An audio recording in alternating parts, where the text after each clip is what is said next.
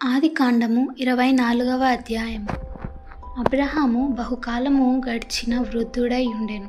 అన్ని విషయముల్లోనూ యెహోవా అబ్రహామును ఆశీర్వదించెను. అప్పుడు అబ్రహాము తనకు కలిగిన సమస్తమును ఏలుచుండిన తన ఇంటి పెద్ద దాసునితో, నీ చెయ్యి నా తొడ కింద పెట్టుము. నేను ఎవరి మధ్య కాపురమున్నానో ఆ కనానీయుల కుమార్తెల్లో ఒకదానిని నా కుమారునికి పెండ్లి చేయక, నా స్వదేశమందున్న నా బంధువుల యొద్దకు వెళ్ళి ఇస్సాకును నా కుమారునికి భార్యను తెచ్చునట్లు ఆకాశం యొక్క దేవుడును భూమి యొక్క దేవుడునైన యెహోవా తోడని నీ చేత ప్రమాణము చేయించెదనెను. ఆ దాసుడు ఆ దేశమునకు నా వెంట వచ్చుటకు ఒకవేళ ఆ స్త్రీ ఇష్టపడని ఎడల, నీవు బయలుదేరి వచ్చిన ఆ దేశమునకు నేను నీ కుమారుని తీసుకొని పోవలెనా అని అడగగా, అబ్రహాము, అక్కడికి నా కుమారుని తీసుకొని పోకూడదు సుమి. నా తండ్రి ఇంట నుండి, నేను పుట్టిన దేశము నుండి నన్ను తెచ్చి నాతో మాట్లాడి నీ సంతానమునకు ఈ దేశమునిచ్చేదనని ప్రమాణము చేసి నాతో చెప్పిన పరలోకపు దేవుడగు యెహోవా తన దూతను నీకు ముందుగా పంపును. అక్కడ నుండి నీవు నా కుమారునికి భార్యను తీసుకొని వచ్చేదవు. అయితే నీ వెంట వచ్చుటకు ఆ స్త్రీ ఇష్టపడని ఎడల ఆ ప్రమాణము నుండి విడుదల పొందేదవు, గాని నీవు నా కుమారుని అక్కడికి తీసుకొని పోకూడదని అతనితో చెప్పెను. ఆ దాసుడు తన యజమానుడగు అబ్రహాము తొడ క్రింద తన చెయ్యి పెట్టి ఈ సంగతి విషయమై ప్రమాణము చేసెను. అతడు తన యజమానుని ఒంటెలలో 10 ఒంటెలను, తన యజమానుని ఆస్తిలో శ్రేష్టమైన నానా విధముల వస్తువులను తీసుకొని పోయాను. అతడు లేచి అరంనాహాయిములోనున్న నాహోరు పట్టణము చేరి సాయంకాలమందు స్త్రీలు నీళ్లు చేదుకొన్న వచ్చు వేళకు ఆ ఊరి బయటనున్న నీళ్ల బావి యొద్ద తన ఒంటెలను మోకరింపజేసి ఇట్లనెను, నా యజమానుడగు అబ్రహాము దేవుడవైన యెహోవా, నేను వచ్చిన కార్యమును త్వరలో సఫలము చేసి నా యజమానుడగు అబ్రహాము మీద అనుగ్రహము చూపుము, చిత్తగించుము. నేను ఈ నీళ్ల ఊట యొద్ద నిలుచున్నాను. ఈ ఊరి వారి పిల్లలు నీళ్లు చేదుకొనుటకు వచ్చుచున్నారు. కాబట్టి నేను త్రాగునట్లు నీవు దయచేసి నీ కడువను వంచుమని నేను చెప్పగా, నీవు త్రాగుము, నీ ఒంటెలకును నీళ్లు పెట్టెదనని ఏ చిన్నది చెప్పునో ఆమె నీ సేవకుడైన ఇస్సాకు కొరకు నీవు నియమించినదై ఉండునుగాక. అందువలన నీవు నా యజమానుని మీద అనుగ్రహము చూపితివని తెలుసుకొందునెను. అతడు మాటలాడుట చాలింపక ముందే అబ్రహాము సహోదరుడైన నాహోరు భార్యగు మిల్కా కుమారుడైన బెతూయేలునకు పుట్టిన రిబ్కా కడవ భుజము మీద పెట్టుకొని వచ్చెను. ఆ చిన్నది మిక్కిలి చక్కనిది, ఆమె కన్యక, ఏ పురుషుడును ఆమెను కూడలేదు. ఆమె ఆ బావిలోనికి దిగిపోయి కడువను నీళ్లతో నింపుకొని ఎక్కి రాగా, ఆ సేవకుడు ఆమెను ఎదుర్కొనుటకు పరిగెత్తి, నీ కడువలో నీళ్లు కొంచెము దయచేసి నన్ను త్రాగనిమ్మని అడిగాను. అందుకామె, అయ్యా త్రాగుమని చెప్పి త్వరగా తన కడువను చేతి మీదికి దించుకొని అతనికి దాహమిచ్చెను. మరియు ఆమె అతనికి దాహమిచ్చిన తరువాత, నీ ఒంటెలు త్రాగుమట్టుకు వాటికి నీళ్లు చేదిపోయిదునని చెప్పి త్వరగా గాడిలో తన కడువ కుమ్మరించి తిరిగి చేదుటకు ఆ బావికి పరిగెత్తుకొని పోయి అతని ఒంటెలన్నిటికీ నీళ్లు చేదిపోసెను. ఆ మనుష్యుడు ఆమెను తేరిచూచి తన ప్రయాణమునకు యెహోవా సఫలము చేసెనో లేదో తెలుసుకొనవలనని ఊరకున్నాను. ఒంటెలు త్రాగుటైన తరువాత ఆ మనుష్యుడు 1/2 తులము ఎత్తుగల బంగారు ముక్కు కమ్మిని ఆమె చేతులకు 10 తులముల ఎత్తుగల 2 బంగారు కడియములను తీసి, నీవు ఎవరి కుమార్తెవు? దయచేసి నాతో చెప్పుము. నీ తండ్రి ఇంట మేము ఈ రాత్రి బస చేసుకొనుటకు స్థలం ఉన్నదా అని అడిగాను. అందుకామె, నేను నాహోరునకు మిల్కా కనిన కుమారుడగు బెతూయేలు కుమార్తెనెను.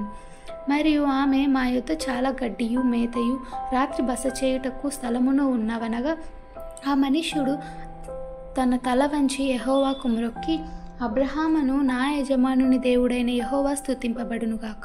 ఆయన నా యజమానునికి తన కృపను తన సత్యమును చూపుట మానలేదు. నేను త్రోవలో నుండగానే యెహోవా నా యజమానుని బంధువుల ఇంటికి నన్ను నడిపించెనెను. అంతటా ఆ చిన్నది పరిగెత్తుకొని పోయి ఈ మాటలు తన తల్లి ఇంటి వారికి తెలిపాను. రిబ్కాకు లాబానను ఒక సహోదరుడుండెను. అప్పుడు లాబాను ఆ బావి దగ్గరకు వెల్పటనున్న ఆ మనుష్యుని యొద్దకు పరిగెత్తుకొని పోయెను. అతడు ఆ ముక్కి కమ్మిని తన సహోదరి చేతులకున్న కడియములను చూచి, ఆ మనుష్యుడు ఇలాగు నాతో మాట్లాడనని తన సహోదరి అయిన రిబ్కా చెప్పిన మాటలు విని ఆ మనుష్యుని యొద్దకు వచ్చాను. అతడు ఆ బావి యొద్ద ఒంటెల దగ్గర నిలిచి ఉండగా, లాబాను, యెహోవా వలన ఆశీర్వదింపబడిన వాడా, లోపలికి రమ్ము, నీవు బయట నిలువనేలా? ఇల్లును ఒంటెలకును స్థలమును నేను సిద్ధము చేయించితినెను. ఆ మనుష్యుడు ఇంటికి వచ్చినప్పుడు లాబాను ఒంటెల గంతలు విప్పి ఒంటెలకు గడ్డియు మేతయు కాళ్ళు కడుకొనుటకు అతనికిని అతనితో కూడానున్న వారికిని నీళ్లు ఇచ్చి అతనికి భోజనము పెట్టించెను. గాని అతడు, నేను వచ్చిన పని చెప్పక మునుపు భోజనము చేయననగా లాబాను చెప్పుమనెను. అంతటా అతడిట్లా నేను అబ్రహాము దాసుడను. యెహోవా నా యజమానుని బహుగా ఆశీర్వదించెను గనుక అతడు గొప్పవాడాయను. అతనికి గొర్రెలను గొడ్లను వెండి బంగారములను దాసదాసి జనులను ఒంటెలను గాడిదలను దయచేసెను. నా యజమానుని భార్య అయిన శారా వృద్ధాప్యములో నా యజమానునికి కుమారుని కనెను. నా యజమానుడు తనకు కలిగినది యావత్తును అతనికిచ్చియున్నాడు. మరియు నా యజమానుడు నాతో, నేను ఎవని దేశమందు నివసించుచున్నానో ఆ కనానీయుల పిల్లలో ఒక పిల్లను నా కుమారునికి పెళ్లి చేయవద్దు. అయితే నా తండ్రి ఇంటికిని నా వంశస్థుల యొద్దకును వెళ్ళి నా కుమారునికి పెళ్లి చేయుటకు ఒక పిల్లను తీసుకొని రావాలనని నా చేత ప్రమాణము చేయించెను. అప్పుడు నేను యజమానునితో, ఆ స్త్రీ నా వెంట రాదేమో అని చెప్పినందుకు అతడు, ఎవని సన్నిధిలో నేను జీవించుచున్నానో ఆ యెహోవా నీతో కూడా తన దూతను పంపి నీ ప్రయాణము సఫలము చేయును గనుక నీవు నా వంశస్థుల్లో నా తండ్రి ఇంటి నుండి నా కుమారునికి భార్యను తీసుకొని వచ్చేదవు. నీవు నా వంశస్థుల యొద్దకు వెళ్ళితివా? ఈ ప్రమాణము విషయములో ఇక నీకు బాధ్యత ఉండదు. వారు ఆమెను ఇయ్యని ఎడల కూడా ఈ ప్రమాణము విషయములో నీకు బాధ్యత ఉండదని చెప్పాను. నేను నేడు ఆ బావి యొద్దకు వచ్చి, అబ్రహామును నా యజమానుని దేవుడవైన యెహోవా నా ప్రమాణమును నీవు సఫలము చేసిన ఎడల నేను ఈ నీళ్ల బావి యొద్ద నిలుచుండగా నీళ్లు చేదుకొనుటకు వచ్చిన చిన్నదానితో నీవు దయచేసి నీ కడువలో నీళ్లు కొంచెము నన్ను త్రాగనిమ్మని చెప్పునప్పుడు, నీవు త్రాగుము, నీ ఒంటెలకును చేరిపోయుదునని ఎవతే చెప్పునో ఆమెయే నా యజమానుని కుమారునికి యెహోవా నియమించిన పిల్లయే యుండును కాక అని మనవి చేసుకొంటిని. నేను నా హృదయంలో అట్లు అనుకొనుట చాలింపక ముందే రిబ్కా భుజం మీద తన కడువను పెట్టుకొని వచ్చి ఆ బావిలోనికి దిగిపోయి నీళ్లు చేదుకొని వచ్చాను. అప్పుడు నాకు దాహము కిమ్మని నేను ఆమెను అడగగా, ఆమె త్వరగా తన కడువను దించి, త్రాగుము, నీ ఒంటెలకును నీళ్లు పెట్టేదనని చెప్పాను. కనుక నేను త్రాగి తిని ఆమె ఒంటెలకును నీళ్లు పెట్టాను. అప్పుడు నేను, నీవు ఎవరి కుమార్తెవని అడిగినందుకు ఆమె మిల్కా నాహోరునకు కనిన కుమారుడగు బెతూయేలు కుమార్తెనని చెప్పినప్పుడు, నేను ఆమె ముక్కు కమ్మిని ఆమె చేతులకు కడియములను పెట్టి నా తల వంచి యెహోవాకు మొక్కి, అబ్రహామును నా యజమాను దేవుడైన యెహోవాను స్తోత్రము చేసి తిని. ఎలయనగా ఆయన నా యజమానుని యొక్క సహోదరుని కుమార్తెను అతని కుమారునికి తీసుకొనున్నట్లు సరి అయిన మార్గమందు నన్ను నడిపించెను. కాబట్టి నా యజమానుని ఎడల మీరు దయను నమ్మికను కనుపరిచిన ఎడల అది అయినను నాకు తెలియజెప్పుడి, లేని ఎడల అది అయినను తెలియజెప్పుడి.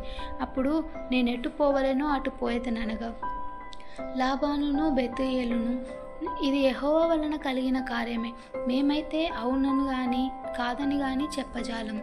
ఇదిగో రిబ్కా మీ ఎదుటనున్నది, ఆమెను తీసుకొని పొమ్ము. యెహోవా సెలవిచ్చిన ప్రకారము ఈమె నీ ఇంటి యజమానుని కుమారునికి భార్య అగును గాక అని ఉత్తరమిచ్చిరి.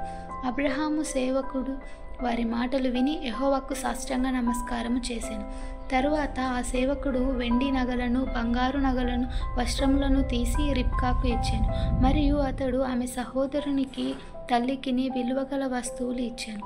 అతడును అతనితో కూడానున్న మనుష్యులను అన్నపానములు పుచ్చుకొని అక్కడ రాత్రి అంతయు నుండిరి. ఉదయమున వారు లేచినప్పుడు అతడు, నా యజమానుని యొద్దకు నన్ను పంపించుడని చెప్పగా, ఆమె సహోదరుడును ఆమె తల్లియు, ఈ చిన్నదాన్ని 10 దినములైనను మా యొద్ద నుండనిమ్ము, ఆ తరువాత ఆమె వచ్చునని అనిరి. అప్పుడు అతడు, యెహోవా నా ప్రయాణమును సఫలము చేసెను గనుక నాకు తడువు కానీయక నన్ను పంపించుడి, నా యజమానుని యొద్దకు వెళ్ళెదనని చెప్పినప్పుడు వారు ఆ చిన్నదాన్ని పిలిచి ఆమె ఏమనునో తెలుసుకుందామని చెప్పుకొని రిబ్కాను పిలిచి, ఈ మనుష్యునితో కూడా వెళ్ళదవా అని ఆమెను అడిగినప్పుడు వెళ్ళదనెను. కాబట్టి వారు తన సహోదరి అయిన రిబ్కాను, ఆమె దాదిని, అబ్రాహాము సేవకుని అతనితో వచ్చిన మనుష్యులను సాగనంపినప్పుడు వారు రిబ్కాతో, మా సహోదరి, నీవు వేలకు తల్లివగుదువుగాక. నీ సంతతి వారు తన పగవారి గవినిని స్వాధీనపరుచుకొందురుగాక అని ఆమెను దీవింపగా, రిబ్కాయు ఆమె పనికత్తెలను లేచి ఒంటెలనెక్కి ఆ మనుష్యుని వెంబడి వెళ్ళిరి. అట్లు ఆ సేవకుడు రిబ్కాను తోడుకొని పోయెను. ఇస్సాకు బెయేరు లహాయిరోయి మార్గమున వచ్చి దక్షిణ దేశమందు కాపురముండెను.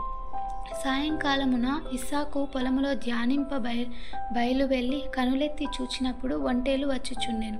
రిబ్కా కనులెత్తి ఇస్సాకును చూచి ఒంట మీద నుండి దిగి, మనల్ని ఎదుర్కొనుటకు పొలములో నడుచుచున్న ఆ మనుష్యుడెవడని దాసునితో అడుగగా, ఇతడు నా యజమానుడని చెప్పెను గనుక ఆమె ముసుగు వేసుకొనెను. అప్పుడు ఆ దాసుడు తాను చేసిన కార్యములన్నీ ఇస్సాకుతో వివరించి చెప్పాను. ఇస్సాకు తల్లి అయిన శారా గుడారములోనికి ఆమెను తీసుకొని పోయాను. అట్లు అతడు రిబ్కాను పరిగ్రహింపగా ఆమె అతనికి భార్య ఆయను. అతడు ఆమెను ప్రేమించెను. అప్పుడు ఇస్సాకు తన తల్లి విషయమై దుఃఖ నివారణ పొందెను.